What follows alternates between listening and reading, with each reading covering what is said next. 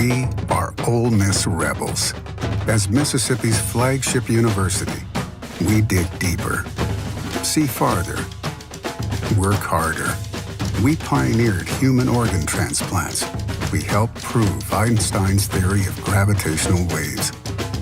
We are conducting life-changing research that's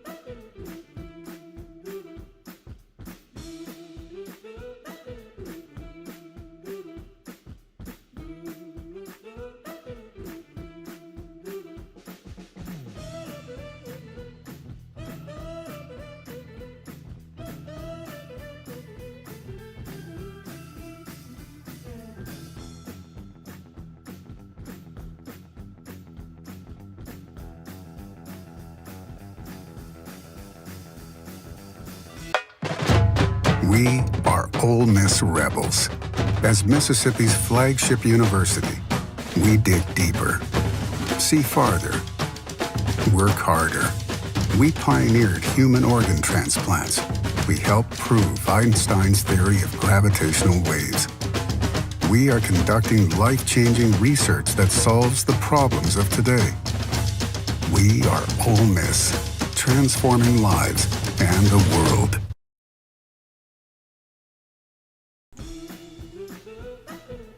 Welcome to the POMcast with Stephen Willis. Now we're going to do things a little different. We are going to provide an honest look at Ole Miss athletics for the fan, by the fan, and of the fan. That is what we do. Hell be to me. I'm just kidding. Tune in for some Ole Miss sports news. We're going to give it to you straight. Yeah, right now. The POMcast starts now. It happens now. Holy cow. Listen to me. It's starting. Well, it's going to start right about now. Good morning, good morning, good morning. Hope everybody is doing fantastic. I know I am. It is another, I know it's a broken record, another beautiful day at the Palatial Central Florida Studios. I know you're very concerned about that, but it absolutely is. I am Stephen Willis. I am your host on this magical mystery tour that we call Ole Miss Sports along the way. On the show today, we're going to talk a little bit about Ole Miss dispatching of Alcorn 8-1. Sorry about that. And we'll get into spring practice as we hit the halfway point, really, if you don't count the Grove Bowl yesterday. Lane Kiffin and Miles Battle and Caleb Warren were available for comment, and they were handling the press conference. We got all the highlights of that, and we got the post-game stuff from the baseball game.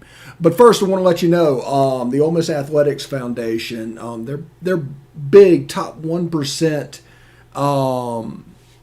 push is for the Vault Society. Basically, what that is, that allows you to basically show everybody how big of a fan you are and donate to a very worthy cause. All gifts to Ole Miss between now and June 30th will receive triple points. Red points are non-deductible and go towards priority seating. Blue points are 90% tax deductible and go towards parking, non-home ticketed games, That'd be postseason, bowl games, neutral site, etc. This is the big push right now for the Ole Miss Athletics Foundation, is the Vault Society. And if you are on Twitter at all and you follow Ian Sadler, you can see him jet setting all around the country raising money for this cause. Now, we're getting ready to start a new capital campaign. We're getting past the Forward Together that we did. These Vault Society gifts will go towards that. That's what they will fund. So it'll be a good way for you to show everybody exactly how big of a fan you are. It only requires a $25,000 minimum donation over 5 years. So that'd be $5,000 a year to get there. And there's a lot of perks that go along with getting these donations. If you have any questions or if you want to donate or whatever you want to do, it's at givetoathletics.com/vault-society dash. And that is a good place for you to go to donate to the Vault Society. Remember, it's all about what you can do for the kids, and it's all about what others can see you doing for Ole Miss. So do that. Join the Vault Society. Give those guys a call today.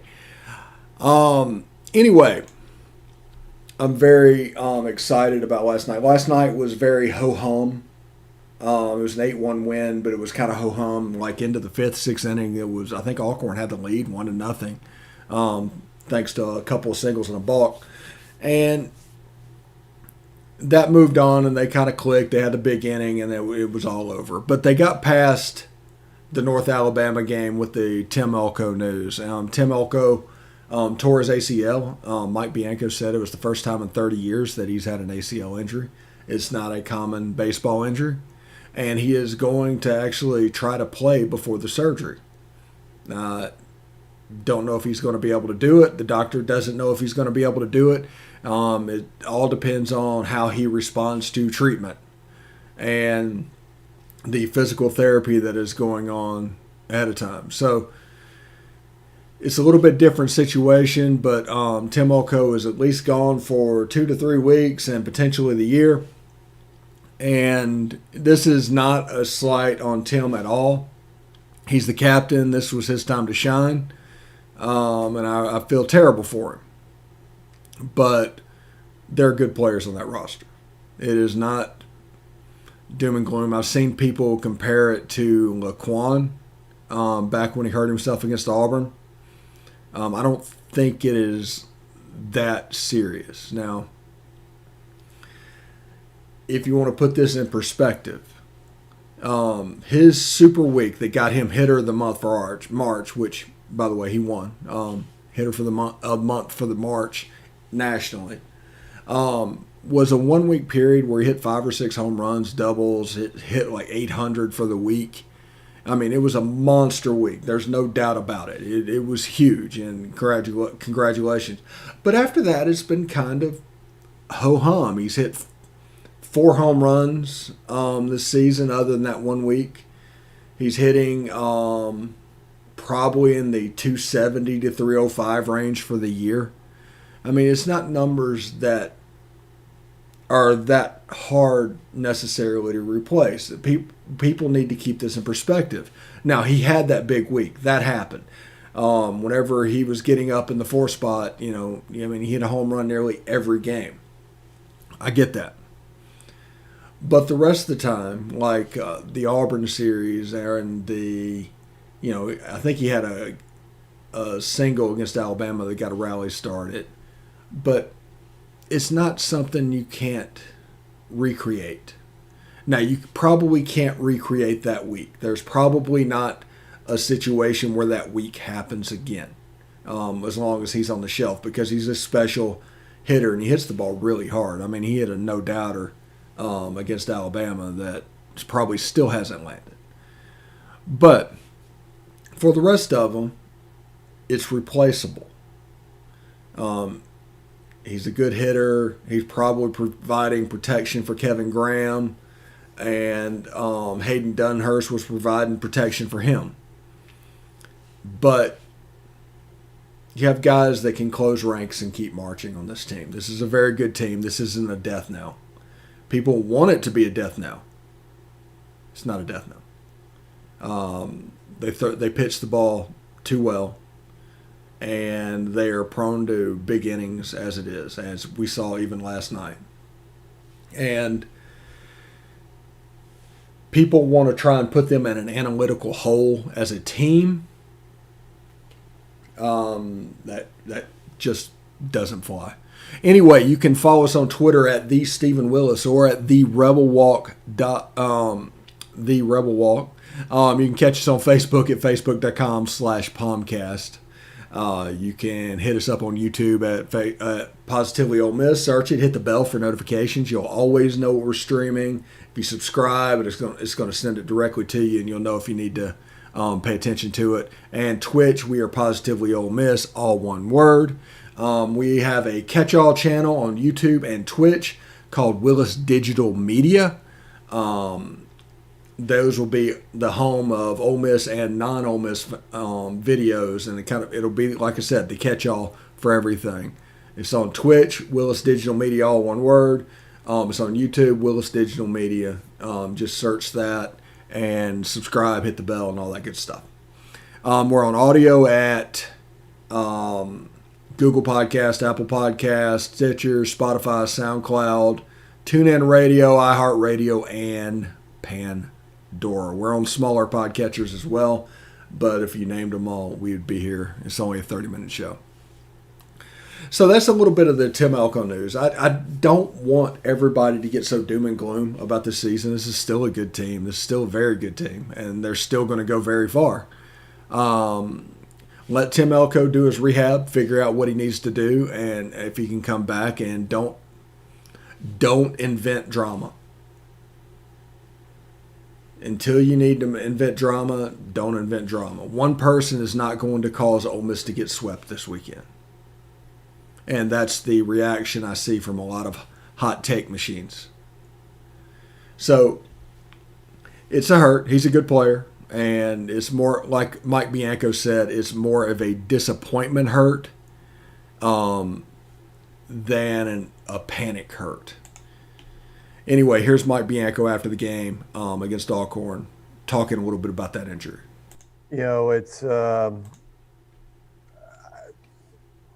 we talked about it, and I think the first part of that is he's on some anti-inflammatories. He'll start some rehab somewhere probably between 2 and 4 weeks. And again, that's why I kind of hesitated. You hate to kind of start putting timelines on it, because a lot of it just depends on him. And one of the things that we've learned from a doctor is how different this injury is for a lot of people. Where there's people that in the public, right, that twisted their knee at some point and it didn't swell and they were walking around normal, but then all of a sudden they stepped off a curb wrong and it bothered them a little bit, and they go to the doctor and they got a torn ACL and they can't believe it.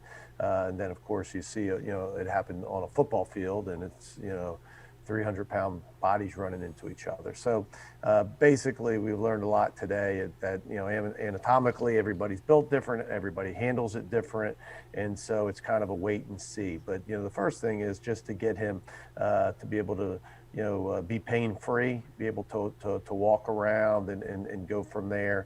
And then it's just going to be a thing to where, is he able to do it? And, as the doctor said today, that, some people can and some people can't. So we'll just have to wait and see. Well, I understand what you're saying, Nick, and you're right. I think that can happen where, some of the other guys that, really pull the load offensively along with Tim. I mean, Tim's a huge piece, but there's other big pieces of that lineup. And yeah, you hope that, those guys aren't going to, you can't hit, if you got, Kevin Graham that's hitting 350, he can't all of a sudden hit 700. He can't hit Tim's 350 and his 350, and we all know that. The message today was that it's disappointing. We're the first and foremost, I think we're all disappointed for Tim. A guy that's deserves this time and to be a star in our program, and for it to stop right now on a kind of a weird play. And I haven't had a torn ACL. coached now for 30 years. We've never had one, and as an assistant coach at any program I've been at. So it's a weird injury for a baseball player. But back to your question, I think the message to them was, we've had other issues this year. It started with Chatinier, and McCants stepped up and did a great job. Then Chofie went down, and really Broadway, stepped into that role because, we even talked about as a coaching staff that the reason Broadway pitched so early against TCU on opening day is we knew we had Chofie at the back end, that if he couldn't finish. And then obviously he goes down and Broadway, takes the opportunity and runs with it. Obviously Doug with Drew McDaniel stepping in and doing a terrific job. Then the first basemans, you just had Baker up here along with, LaFleur go down, and we had to put McCants back out in the outfield. So, when you look over the last 7 weeks of this team, it seems like this has happened. This theme of somebody goes down and somebody else has to step up to the opportunity and help us succeed, and that's happened along the way. So I think the guys feel good about that. I think it's more of of a disappointment. I think you're looking for more of the where is it going to come from. I think they and us are confident that we have enough depth that we can handle that. It's a blow, like losing Doug, but I think it's more that their teammate and the captain that deserves this time to enjoy his success isn't going to be able to do it, at least not right now. Honestly, I'm just going to do whatever I can for the team. Whatever role I'm given every day, I'm going to accept it and do the best that I can and give it everything I have to, help this team win. Just I haven't really heard much. I mean, we're going to go out there and give it everything that we got and play our best baseball and go out there and get some wins. Just swinging at some good pitches, trying to be aggressive early in the count, and just my whole thing is to not strike out. And if you're hitting the ball earlier in the count, you're not going to strike out very often. So I'm pretty pleased with that.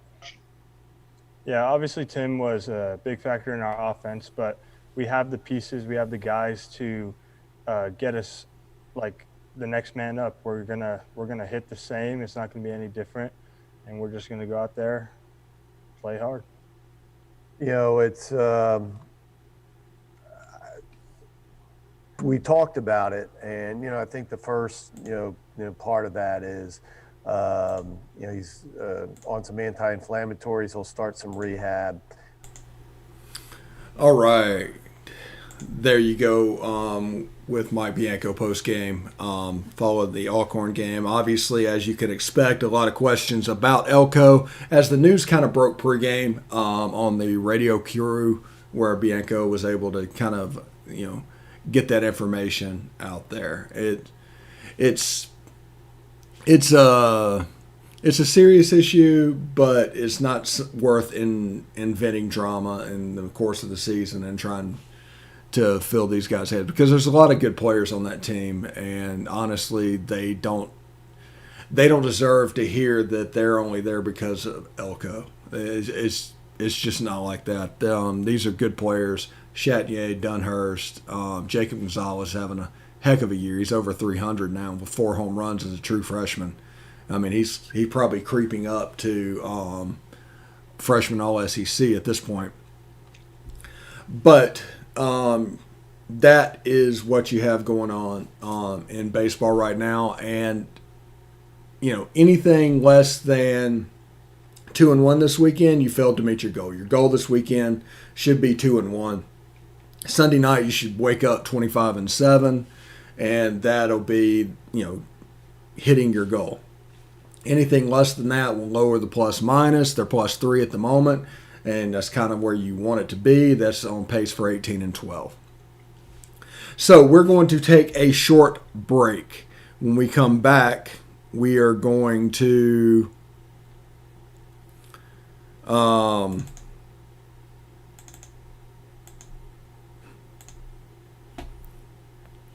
let's see. When we come back, we are going to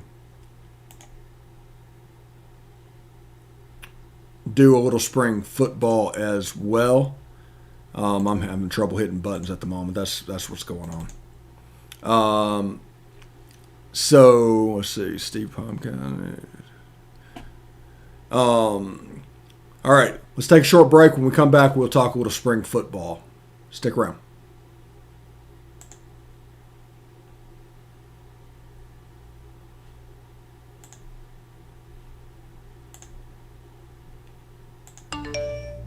You want to answer that, don't you?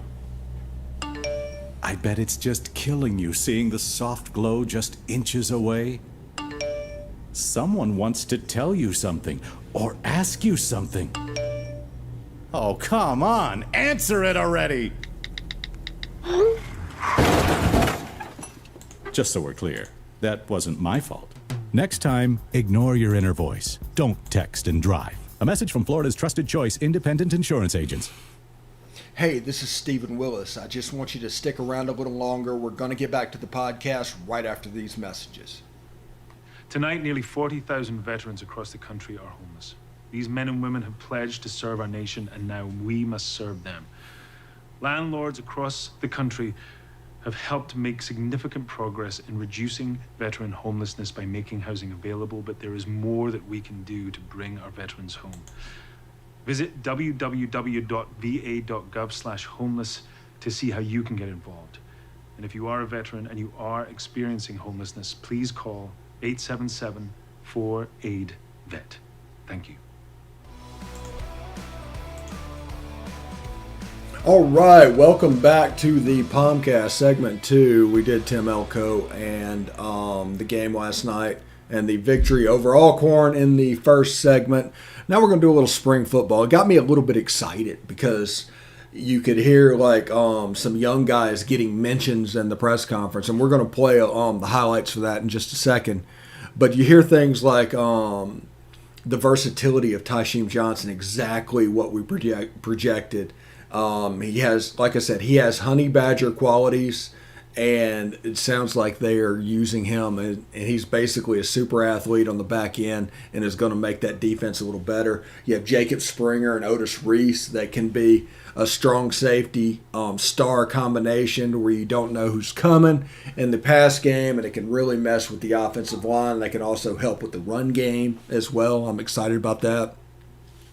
Keydron Smith getting some reps back at free safety. That's interesting. That's AJ Finley's back there as well. But it's all about creating competition for these players, and you want AJ to step up. You want Keydron to step up. Jalen Jones is running at corner along with the two young guys, and Dean Leonard's out there as well. So I'm really excited about the back end of this defense right now. The two JUCOs got to scrimmage a little bit, made it in halfway through camp. They say they're kind of twins. They look pretty much just alike, same body type, same build. It's really interesting to see. But we are going to play the spring practice video for you, and fill in whatever needs to be filled in after this. All right, here we go. Well, I've been pleased with our defense, limiting explosive plays, attitude, confidence, which is a big key for us. Offensively, we have a lot of players out, really all around, especially skills. So that's not helped the quarterback play, obviously, but very pleased with a lot of guys on defense, returners and new guys. I feel like, for whatever it's worth in practice, we feel like a different defense than a year ago. As far as spring's going for me, I'm enjoying it a lot, getting down technical with my technique. It helps a lot because I've switched from offense coming to defense, and just having this extra time to just build and build my craft at playing DB has just been nothing but beneficial. And then the back end now, with having all the mid-years coming in, it's just added more depth to our rotation, and then just making me better, trying to get better just for those guys. It was tough at first. You just a mental mindset you got to have to just push through it, and then going so fast with the tempo, you get tired, but the defense is tired at the same time, so you just have to keep pushing through it and push the tempo. Well, I think of the freshmen, a number of them are doing great things. I think Tysheem has really, like coaches say, kind of doesn't seem like a freshman, which has been great. He's played a number of positions, so a lot of those guys are doing a great job. He stepped up a lot in the scrimmage. He did a really good job. He impressed me a lot in his just ability to read and cover and make plays. I couldn't tell you right now. It's too far down the road to see what the future may hold for me at center. But right now, it's been pretty fun. It's actually a pretty smooth transition. They did well. Isaiah played inside and outside, did really well. Jamon did also, but that's been great to see. These evaluations have been tough. Haven't ever met guys, let alone see them play a lot of times. And see them in person. So it's kind of been a wild card, not knowing what's coming in, especially for junior college players, which you'd like to be recruiting those guys to play right away and not be long-term projects.